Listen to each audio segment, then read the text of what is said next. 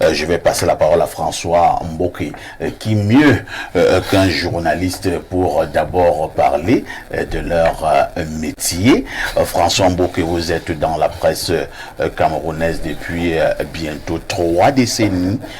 Vous avez été pratiquement de tous les combats au moment où nous parlons de cette liberté de la presse, ayant toujours en mémoire qu'à partir des années 90, avec ce flux de liberté qui a été donné par le président de la République, son Excellence Paul Biya, liberté d'expression, liberté d'association, liberté de religion, maintenant liberté de la presse. Ce n'est qu'une expression, ou alors au niveau justement du terrain. Il y a bel et bien une liberté de la presse au Cameroun.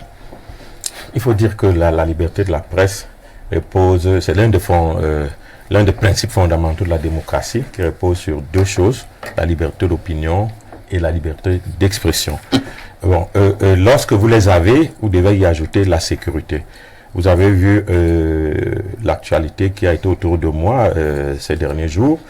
Journaliste que je suis, installé à Yaoundé, et certains sont arrivés dans mon bureau, habillés, certains en tenue. On ne sait pas ce qu'ils voulaient faire jusqu'aujourd'hui, ils ne sont pas revenus. Y a des pas encore. Ou alors ils vont peut-être revenir. Donc les journalistes et les hommes d'opinion subissent des menaces qui pèsent lourdement dans leur vie et la vie de leur famille. Vous ne pouvez pas parler de la liberté de presse sans qu'il y ait ces garanties pour des gens qui font ce travail-là. Vous allez voir que dans les conventions internationales, on garantit aux citoyens la liberté de presse et on dit à l'État, c'est un devoir, même le Cameroun dans la constitution, le préambule, il est prévu que l'État soit obligatoirement le principal pourvoyeur de l'information à tous les citoyens. Mais lorsque nous regardons aujourd'hui, notre devoir, c'est d'avoir l'information. Notre droit, c'est d'avoir l'information. Le devoir de l'État, c'est de faire que chaque Camerounais ait l'information. Tout le monde ne regarde peut-être pas Info TV. Il y a des gens qui regardent autre chose. Comme tout le monde ne lit pas des journaux de l'État, il y a des gens qui lisent autre chose. On s'attend, dans le cadre d'une liberté de presse, que l'État prenne ses responsabilités.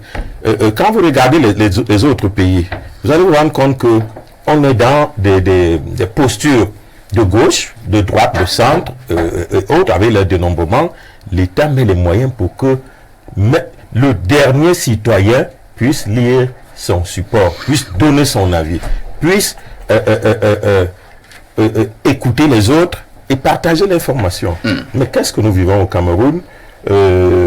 Certains ont pris tous les secteurs importants en otage, et donc la liberté de presse qui est prise en otage aujourd'hui. Nous avons des ministres, quelqu'un citait un ministre tout à l'heure, qui sont devenus des grands rédacteurs en chef. Il y a oui, parce que qu'est-ce qui amène... Comment ça, un ministre qui devient grand rédacteur en chef? Voilà. Le REPAC s'est dit, il y a un désordre. On va dire, tout le monde est journaliste, parce qu'au Cameroun, il y a 3 façons de devenir journaliste. Ce qui est d'abord comme un scandale, hein, François. Non, écoutons, c'est pas un scandale. Mais donner quand même les 3 manières d'être. Non, c'est la même chose aux États-Unis, c'est la même chose en France, c'est pas un scandale. Parce que tout travail, c'est un marché. Si vous êtes un mauvais, personne ne va vous acheter.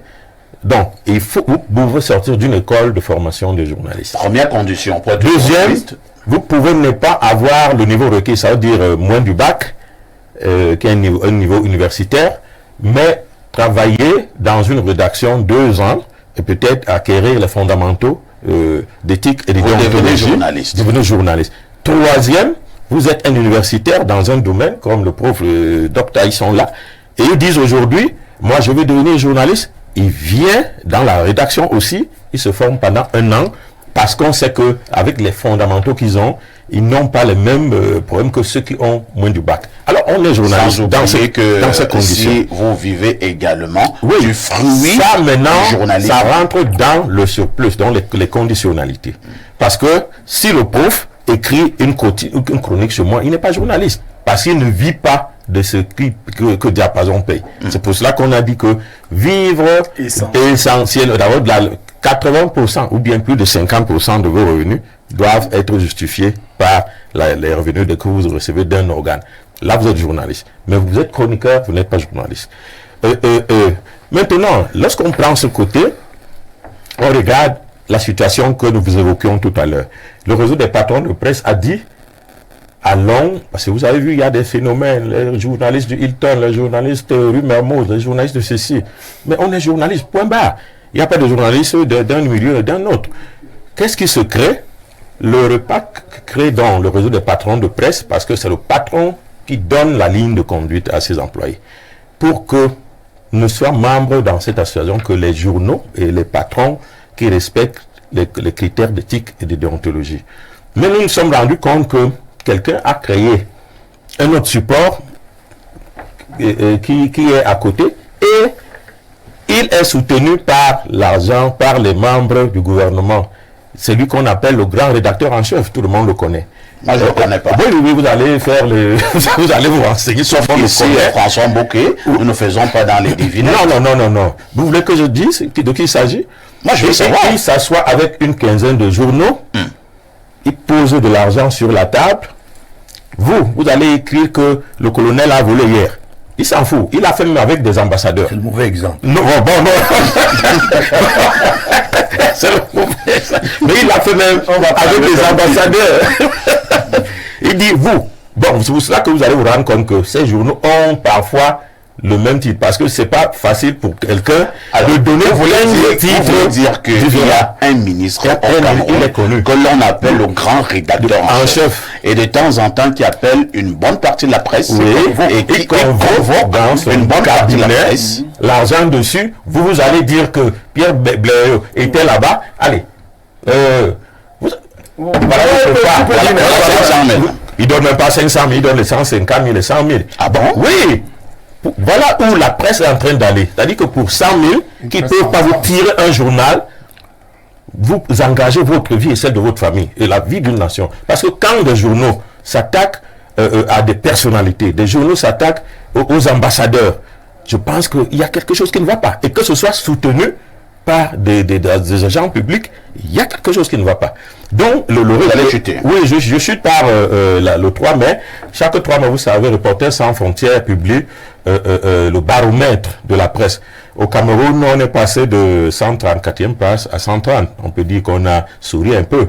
Mais le principal critère qui a été révélé, parce qu'il y en a 5 qu'on met, dont le pouvoir de l'action publique sur la liberté de la presse sort comme la première menace sur tout, c'est-à-dire dans tout le monde entier. Ça veut dire que dans le monde entier aujourd'hui, les pouvoirs publics qui devraient plutôt préserver la liberté de la presse en protégeant ceux qui la font, sont devenus la première menace pour ceux qui font ce travail. C'est un indice qu'il faut prendre en compte et sur lequel ceux qui veulent faire un certain nombre de choses devraient s'y apaisantir. Très bien. Professeur Mathias Eric Ouanangini, régulièrement, lorsque nous avons suivi certains gouvernants pour démontrer qu'il y a une liberté de presse au Cameroun, ils font toujours allusion à la multitude des journaux, des organes de presse. On vous fera comprendre par exemple au Cameroun qu'il y a plus de 500 journaux, plus de 700 tabloïds, un peu plus de 50 chaînes de télévision, peut-être un peu plus de 300 radios. Pour ces gouvernants, il y a bel et bien une liberté de presse au Cameroun. Alors, est-ce qu'il suffit simplement de s'arrêter au nombre pour en déduire qu'il y a liberté, ou alors cette multitude d'organes, ce n'est qu'une vue de l'esprit? Non, la multitude d'organes n'est pas une vue de l'esprit. Si précisément il n'y avait pas multitude d'organes, vous constateriez qu'il n'y a pas de liberté de la presse du tout. Mais maintenant, le fait qu'il y ait multiplicité ne suffit pas non plus à garantir une liberté de la presse forte. Ça dépend maintenant du contexte politique, social et économique dans lequel la presse se développe. En réalité, du point de vue universel, la liberté de presse est fortement contractée et elle est d'abord victime des puissances de l'argent. Qui a l'argent contrôle les médias. Ah bon? Ça, c'est la problématique universelle. Et ça, quels que soient les systèmes politiques, que vous soyez dans des systèmes de parti unique ou de multipartisme, des systèmes démocratiques ou autocratiques. Vous voyez ça comme vous voulez. Qui a l'argent contrôle les médias. Ça, c'est le premier problème. Et à partir de ce problème-là, il y en a un autre qui est associé, c'est l'emprise des groupes d'influence sur la presse. Hein, ce qu'on appelle des lobbies, qui sont des lobbies d'ordre divers. Il y a des lobbies matériels, religieux. Il y a des lobbies moraux, culturels, par exemple religieux. Il y a des lobbies communautaires aussi qui peuvent peser sur la structuration du paysage de la presse dans un pays. Et dans un pays comme le Cameroun, les lobbies communautaires exercent une certaine emprise sur la presse. Il y a donc différentes formes de lobby qui pèsent sur la presse. Il y a également le fait que les professionnels de la presse eux-mêmes se rendent dépendants de l'action de ces différents lobbies parce qu'ils les sollicitent aujourd'hui, compte tenu des difficultés à assurer la rentabilité de la presse. Ça, c'est une problématique universelle. Bien entendu, cette problématique est encore plus aiguë dans notre paysage camerounais et africain, où pour rendre la presse rentable, c'est véritablement une équation très, très, très complexe. Et il faut donc, dans ces conditions, réfléchir sur les mécanismes qui pourraient aider à revaloriser cette liberté de la presse. Et il y a donc un autre élément qui est toujours de l'ordre des formes de contrôle, c'est les groupes spécifiques d'influence que sont les groupes politiques. Autrement dit, les partis également qui exercent une certaine emprise sur la presse. En fait, il y a un facteur historique dans le cas d'un pays comme le Cameroun, mais aussi de nombreux pays africains, c'est que les ordres politiques ont été longtemps des ordres de partis uniques. Donc, il y a encore un certain nombre de réflexes de cette période de parti unique en termes de contrôle de l'information. Et dans le cas de ces pays, l'information et la communication étaient et demeurent dans une certaine mesure des éléments névralgiques. Mais cela dit, cette problématique, encore une fois, n'est pas purement africaine. Il n'y a aucun pays au monde, monsieur Haïssi, où les infrastructures critiques de communication ne fassent l'objet d'une surveillance souveraine. C'est une manière de dire que ce qui se passe au Cameroun... Oui, ça s'inscrit, je ne dis pas que c'est normal, ça s'inscrit dans une dynamique mondiale. La comparaison, quelle raison? La comparaison est effectivement fondée. Vous ne pouvez pas évaluer la presse au Cameroun en faisant comme si le Cameroun était en l'air, que ce soit en Afrique, alors que le Cameroun, il est bel et bien dans le monde. Est-ce que le Cameroun ne peut pas faire exception? Pardon? Le Cameroun ne ferait-il pas exception? Exception en quoi? Sous les formes d'influence. Je vous dis que partout dans le monde, la presse est aujourd'hui captive des forces d'argent. Il n'y a aucun... C'est les États-Unis, la France, la Grande-Bretagne, l'Allemagne. C'est même l'un des premiers problèmes dont les journalistes de ce que vous appelez les grandes démocraties se plaignent. Aujourd'hui, le journalisme indépendant et libre est contracté. Voilà pourquoi vous avez un journalisme militant radical qui dit qu'en réalité, les réseaux de pouvoir et d'influence ont déjà tout encerclé. Maintenant, ce qui est un enjeu important, c'est donc la capacité des pouvoirs publics de faire régénérer la liberté de presse par l'appui qu'on apporte. C'est-à-dire, on peut donc aider la presse à mieux se structurer matériellement, à mieux se structurer déontologiquement et professionnellement. Ça me permet donc aussi d'envisager la question du milieu lui-même dans l'affaiblissement de son indépendance. Monsieur Mbouké tout à l'heure, à mot couvert, évoquait certaines formes, entre guillemets, de journalisme, le journalisme du Hilton, le journalisme de la rue Mermoz. Tout à fait. Mais qui force ces journalistes à faire cela? Personne. Mais ils y trouvent une forme d'intérêt qui affaiblit la corporation. C'est pas des journalistes profs. Bon, vous dites que c'est pas, vous dites que c'est pas des journalistes. Attendez. Vous dites que ce n'est pas des journalistes, mais vous savez bien que dans ces milieux, il y en a qui ont tous les signaux, tout à fait, qui présentent tous les signaux, accréditant l'idée qu'ils sont des journalistes.